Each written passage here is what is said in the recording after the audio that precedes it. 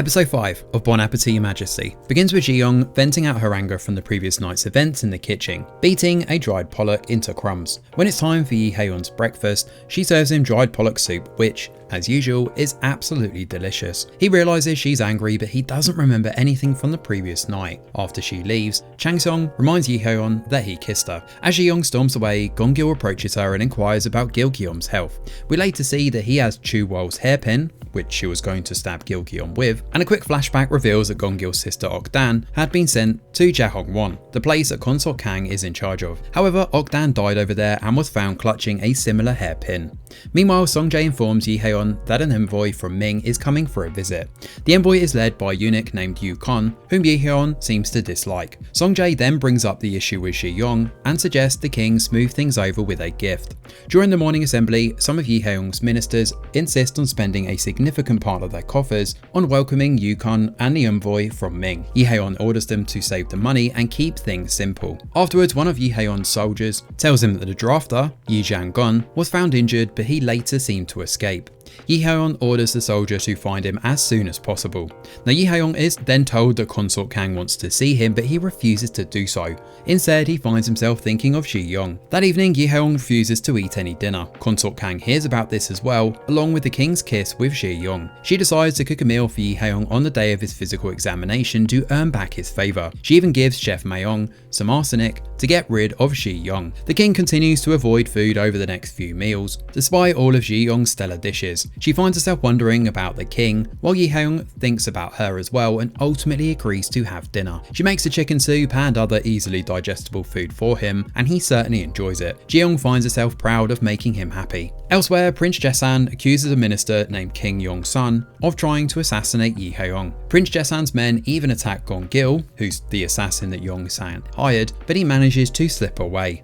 The day of the king's physical examination arrives, and Eunuch Yoon tells Ji-young that Prince Jaesan will be arriving at the palace to examine the king's physical health. Now Consort Kang tells Chu-wol to let the kitchen know that she will cook and serve him food after the examination. Chu-wol arrives at the kitchen and tells Chef Mayeng to follow Consort Kang's recipe so that she can serve the meal herself. He conveys this news to the rest of the cooks, but Ji-young insists on cooking her version as well. She and her team make fried pork cutlets, which happen to be a type of schnitzel. After Prince Jaesan's examination of the king's health, both Consort Kang and Ji-young turn up with both of their dishes. Now Consort Kang's cold chicken soup does well, but not as well as Ji-young's schnitzel, for which Yi Heon and Prince Jaesan wipe their plates clean. Now Prince Jaesan asks the women if they want anything as a reward, and Ji-young ends up asking for fresh new ingredients. That night, Yi Heon continues making drawings of Ji-young's dishes in his version of the Mangon Rock. Elsewhere, Song-jae and his father discuss their plan to bring Yi Heon and Ji-young closer to each other. Now Song-jae reveals that he found Ji-young's bag and will advise the king to give it to her as a gift. He later does so, handing the bag to Yi Heon.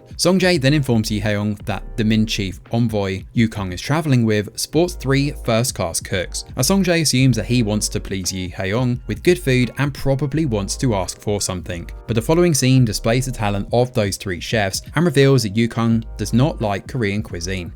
Meanwhile, Yi Heon takes Ji-young to the Jangwon-so, a greenhouse where different fruits and vegetables grow. She's delighted, particularly when she finds chilies growing in a patch labelled poison. Now Yi Heon surprises her even more by giving her her bag and apologising for the kiss. She asks him why he's doing all this, and he's about to say that he sees her as a woman now, but then lies and says she's a good cook. As he walks away from her, he trips and she catches his hand and they both fall down together, which is where episode 5 comes to an end. So episode 5 adds a solid splash of romance to this drama, and it looks like things are getting spicy, quite literally. Puns aside though, Bon Appétit and Majesty continues to be an absolute delight. The story includes a nice mix of palace politics, cooking extravaganza, and a nice enemies to lovers vibe for our main leads.